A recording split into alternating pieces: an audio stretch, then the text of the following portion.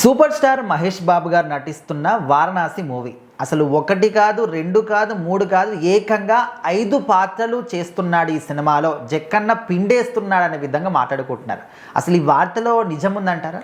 So ఖచ్చితంగా మనం already glimpse చూసాం వారణాసిది. దాంట్లో 4-5 వరల్డ్స్ ఆయన చూపించారనమాట.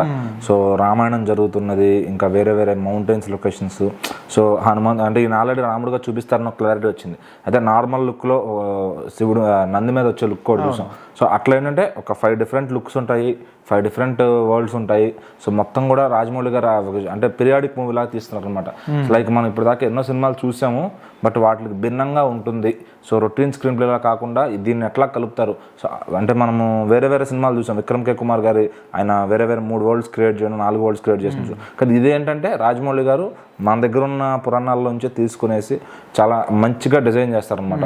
సో అందులో మరి మహేష్ బాబు గారితో 5 గెటప్లు వేయించడం అంటే అది సాహసం. ఎందుకంటే మహేష్ బాబు గారు జనరల్గా అంత ఓపెన్గా ఉండరు, సింపుల్గా చేసేసి ఎక్కువ హార్డ్ అనేది తీసుకోకుండా చేస్తుంటారు. బట్ ఇప్పుడేంటి రాజమౌళి గారి దగ్గర అలా కుదరదు, ఆయన పిండి తీసుకుంటారు అనమాట యాక్టింగ్ అనేది.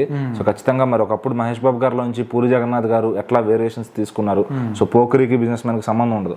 సో అట్లా ఇందులో మరి 5 పాత్రలు వేయించుకుంటున్నారంటే అది మామూలు విషయం కాదు. సో మరి ఇప్పుడు దశావతారంలో 10 క్యారెక్టర్స్ చూసినాం మన కమల్ హాసన్ గారి. అట్లా ఉంటుందా లేకపోతే కంప్లీట్ గా ఒక స్టోరీ ఎట్లా అంటే అది పూర్తిగా ఓల్డ్ ఏంటనేది ఆయన మనకు ఎక్స్ప్లెయిన్ చేయాలి. అందుకే సగం హింట్ ఇచ్చి ఉన్నట్టు వదిలేశారు. సో నార్మల్ మ్యాన్ ఎట్లాగా రాముడు అవుతాడు సో అనేది మెయిన్ పాయింట్ అనుకోవచ్చు. సో అక్కడ ఒక ప్రాబ్లం వస్తుంది, ఒక ఔషధం తీసుకురావాలని చెప్పి పృథ్వీరాజ్ గారిని బతికించేదానికి ఏదో తేవడానికి వెళ్తారని చెప్పి తెలుస్తుంది. సో మరి అసలు దాని చుట్టూ ఏం కథ అల్లుకుంది. సో హీరోయిన్ ఏమో గన్స్ పట్టుకుంది, అంటే దేనికి పోస్టర్లకు కానీ అసలు సంబంధం లేదు. మరి అటు నుంచి పురాణాల్లోకి ఎట్లా వెళ్తుంది, శివుడు ఏ విధంగా హెల్ప్ చేస్తాడు, అసలు రాముడు ఎందుకు వచ్చాడు. సో ఇన్ని కథలు చెప్పాలి సినిమాలో. సో ఇదంతా మరి ఒక వారణాసి అని పేరు పెట్టడానికి గల కారణం ఏంటి. సో ఈ లాజిక్స్, ఈ లింక్స్ అని ఎట్లా కలుపుతారు, మరి ఆ స్టోరీ ఎస్టాబ్లిష్మెంట్లో ఉంటుంది అనమాట.